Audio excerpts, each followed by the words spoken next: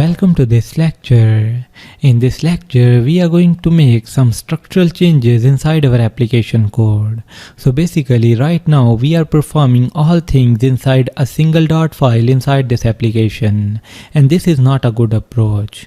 So in actual, we should be making the API or network calls from a separate class or a service class. So in this lecture, we are going to separate the network related logic from this dot file and put it inside a separate service class. So let's start. So in order to move our API logic to a separate class, let's firstly create one. So in the lib folder, we are going to create a new dot file and we can name it like chat service. So now press enter and this dot file is added. After that, we are going to create a class inside this dot file. So class chat service. And then inside it we need to move our API logic. So right now it is present inside this ask DeepSeek method.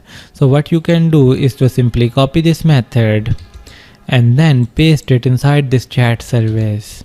And now you will gonna notice a lot of errors inside this method, and the reason is a lot of things are related to GUI and other stuff. But as I told you earlier that we are going to make API calls inside this ask DeepSeek, so we are going to remove the things which are related to GUI or which are not needed here.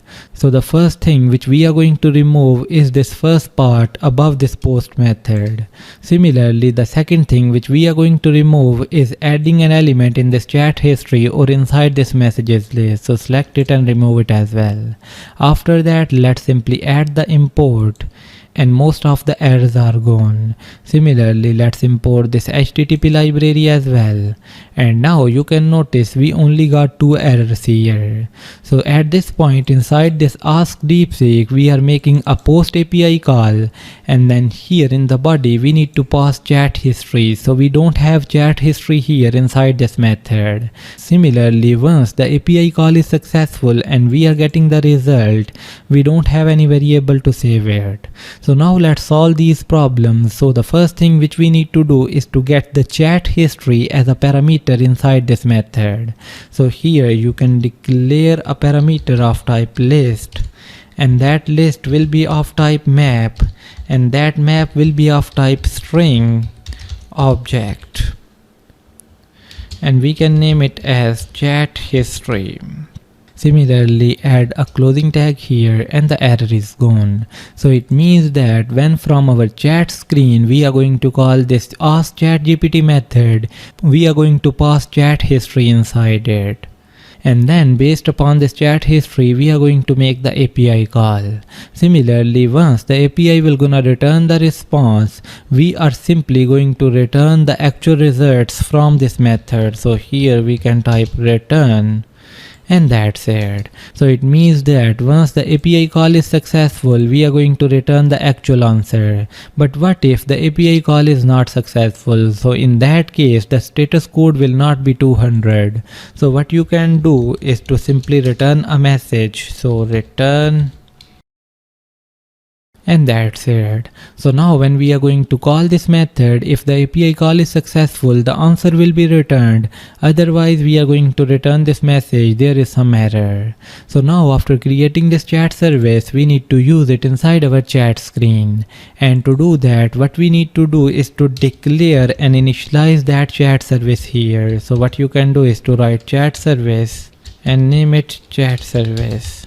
After that, call its constructor, and that's it. And now we need to use ask DeepSeek method of this chat service. So where we are going to use it? So right now when user is clicking on this icon, we are calling this ask DeepSeek. So inside this method we got the network related code, but now we don't need this code because we shifted it inside our service class. So what you can do is to simply remove the part where we are making the API call. So I simply removed it, and now you can notice the error because this response is removed.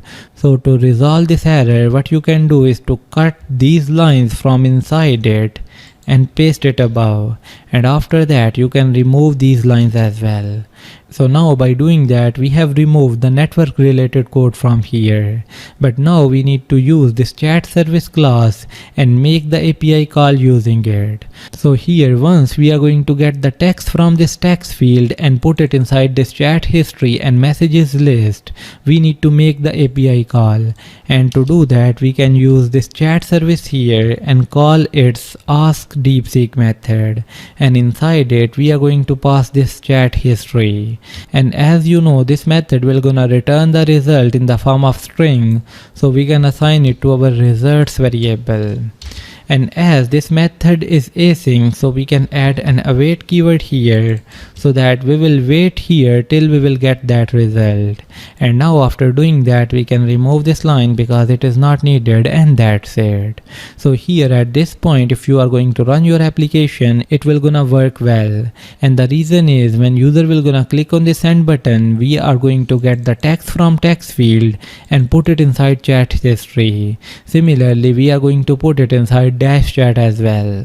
After that, we are making the API call and passing the question to our DeepSeek model. So now DeepSeek will gonna return the result and it will be assigned to this result variable just like before.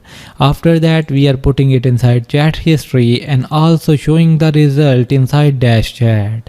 So now let's test the changes by simply installing our application again. So now our application is restarted. So here let's start with hello. So there you can see our message is visible, and then we also got the response. So it means that the changes which we have made are working correctly and our application is still functioning. But this time we have separated our network related code and put it inside the service class. And now wherever inside our application we need to make that API call, we can simply use that service class. Similarly, if we are going to make more API calls, we can simply add them inside the service class, and then we can use this service class inside our application screen to make those API calls.